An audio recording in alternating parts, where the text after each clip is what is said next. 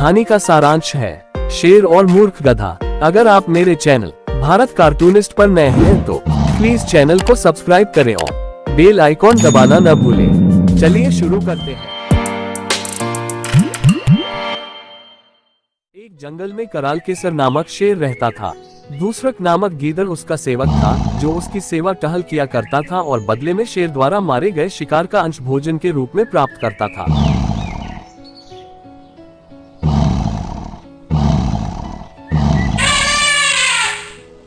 एक बार शेर का हाथी से सामना हो गया।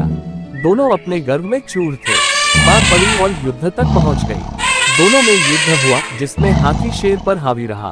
उसने शेर को सूंड से पकड़कर उठाया और धरती पर पटक दिया। शेर के शरीर की कई हड्डियां टूट गईं। शेर बुरी तरह चोटिल हो चुका था। ऐसे में शिकार पर जाना उसके लिए दुष्कर था। वह दिन भर एक स्थान बैठा रहता। शिकार न कर पाने के कारण वो और उसका सेवक गीदड़ दोनों भूखे मरने लगे। वनराज, क्या करें? आप तो शिकार पर जा नहीं सकते। मैं ठहरा आपका सेवक, मैं तो आप पर निर्भर हूँ। गीदड़ ने उत्तर दिया, इस स्थिति में मेरा शिकार पर जाना संभव नहीं, लेकिन यदि कोई जानवर मेरे निकट आ गए तो अब भी मुझमें इतनी शक्ति है कि अपने पंजे के एक वार से उसके प्राण हर सकता हूँ। तुम किसी जानवर को बहला फुसला कर मुझ तक ले आओ, मैं उसे मार डालूंगा और फिर हम दोनों छककर उसका मांस खाएंगे। शेर बोला। गीदड़ को शेर की बात जंच गई और वह शिकार की खोज में निकल पड़ा। चलते चलते वह एक गांव में पहुंचा। वहां उसने एक खेत में लंबकर्ण नामक गधे को चरते हुए देखा। उसे देख वह सोचने लगा कि इस गधे को किसी तरह शेर के पास ले जाऊं तो कई दिनों के भोजन की व्यवस्था हो जाएगी। वह गधे के पास गया और स्वर में मिठास भरकर बोला, अरे मित्र, क्या हाल बना रखा है? पहले कितने हृष्ट पुष्ट हुआ करते थे, इतने दुबले पतले कैसे हो गए? लगता है धोबी कुछ ज्यादा ही काम ले रहा है। गीदड़ ने गधे की दुखती रग पर हाथ रख दिया था। गधा दुखी स्वर में बोला, सही समझे मित्र, मैं बड़ा दुखी हूँ। धोबी मुझसे आवश्यकता से अधिक काम लेता है और कुछ गलती हो जाने पर खूब पीटता है। ऊपर से खाने को भी कुछ भी देता। इधर उधर चर कर किसी तरह मैं अपनी भूख शांत करता हूँ, इसलिए मेरा ऐसा हाल हो गया है। गीदड़ ने मौके की नजाकत समझ ली और कहने लगा, मैं तुम्हारा डक समझ सकता हूँ मित्र। वैसे तुम चाहो तो मैं तुम्हें एक ऐसे स्थान पर ले जा सकता हूँ जहाँ हरी घास का विशाल मैदान है। तुम वहाँ जी भर कर घास खा सकते हो। ये तो बहुत अच्छी बात कही मित्र, किंतु वहाँ जंगली जानवरों का भय होगा। प्राणों पर संकट आ गया तो मैं यही ठीक हूँ। जो भी प्राप्त हो रहा है कम से कम सुरक्षित तो हूँ। गधे ने अपनी शंका जताई। अरे मित्र, क्या बात कर रहे हो? मेरे होते हुए तुम्हें किस बात का भय? वह पूरा क्षेत्र मेरे अधीन है।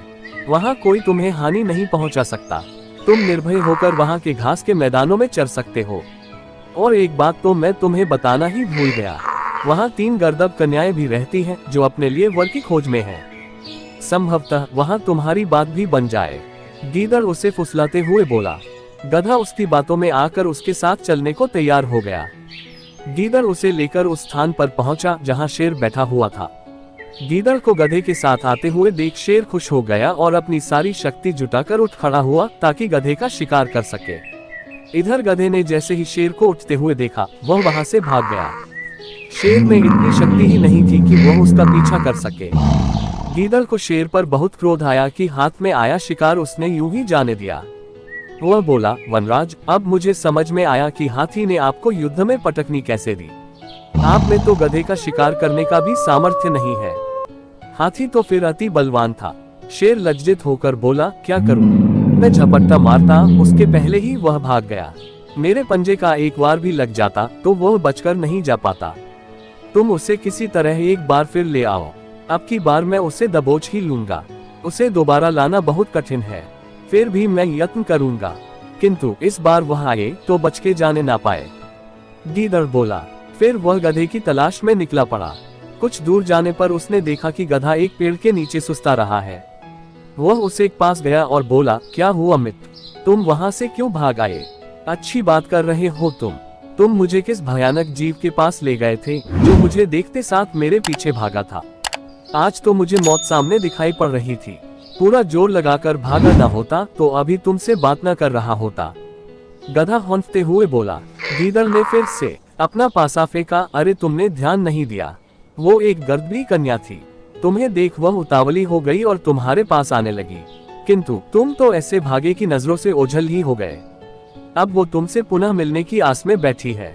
मुझे तुम्हें लाने के लिए भेजा है। वो तुमसे मिलना चाहती थी। कदाचित वो तुम्हारे प्रेम में पड़ गई है। तुम्हें भी उससे मिलना चाहिए। उसे इस तरह सताना उचित नहीं। गधा फिर गीदड़ की बातों में आ गया और उसके साथ फिर जंगल की ओर चल पड़ा। शेर वहां घात लगाए बैठा था। इस बार उसने गलती नहीं की। जैसे ही गधा उसके निकट आया, उसके अपने पंजे का शक्तिशाली वार किया और गधे के प्राण हर लिए। गीदड़ और शेर के भोजन का प्रबंध हो चुका था। दोनों बहुत खुश थे। शेर गीदड़ से बोला, मैं नदी में स्नान कर आता हूँ, तुम तब तक इसकी निगरानी करो। गीदड़ गधे के शव की निगरानी करने लगा। शेर नदी की ओर चला गया। उधर शेर स्नान करने में समय गाया रहा था और इधर गीदड़ भूख से व्याकुल हो रहा था। आखिर उससे रहा न गया और उसने गधे का कान और दिमाग खा लिया। शेर जब स्नान कर लौटा तो गधे के कान और दिमाग को गायब देख गीदड़ पर क्रोध हो गया। लोभी, मैंने तुझे निगरानी के लिए यहाँ छोड़ा था, किंतु तुझसे मेरी प्रतीक्षा भी नहीं हुई। तूने इसे झूठा कर दिया। अब क्या मैं तेरी जूठन खाऊं? गीदड़ बोला, वनराज आप गलत ना समझे। इस गधे के कान और दिमाग तो थे ही नहीं। होते तो क्या ये एक बार मौत के मुंह से बचने के बाद दोबारा वापस आता? शेर को गीदड़ की बात ठीक लगी। फिर क्या था, दोनों ने छक्कर गधे का मांस खाया और अपनी भूख मिटाए। शिक्षा 1, किसी की चिकनी चुपड़ी बातों में नहीं आना चाहिए। 2, लोभ नहीं करना चाहिए।